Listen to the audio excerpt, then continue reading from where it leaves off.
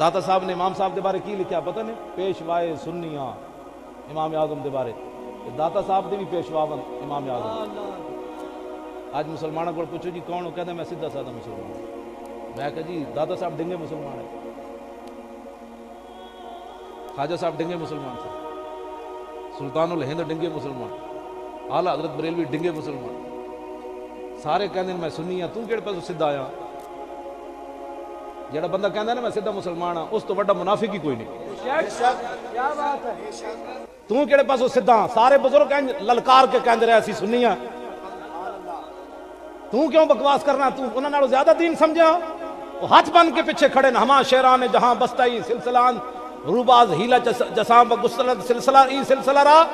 داتا صاحب علی اجویری مجدد صاحب نے شعر لکھیا امام اعظم ابو حنیفہ دے بارے، فرمایا بڑے بڑے شعر ہاتھ بن کے ابو حنیفہ پیچھے کھڑے، بڑے بڑے شعر پیچھے کھڑے۔ اتنے بڑے داتا صاحب جا شعر کہدا میں سنی، سلطان الہند کہندے میں سنی، تینوں تے مینوں سیدھا کلمہ پڑھنا نہ دے، تو زیادہ تشریح جاڑنا دین دی، اینج سینہ چاڑ کے کیا کر میں سنی۔ وہ کہ جی کیڑا سنی؟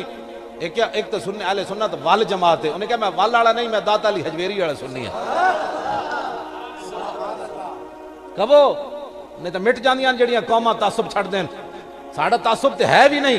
مجدد الفسانی نے اپنا مکتوبات جو لکھیا مجھے الہام سری اور کشف سری، کشف صحیح، الہام سری اور کشف صحیح سے اللہ تعالیٰ کی طرف سے یہ بات مجھے القا کی گئی کہ قیامت والے دن صرف کامیاب اہل سنت نے ہونا ہے۔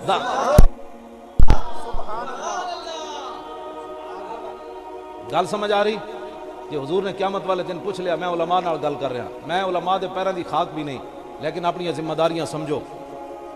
دین دے نال بہت بڑی غداریاں ہو رہی ہیں، بہت بڑی بدماشیاں ہو رہی ہیں دین دے نال۔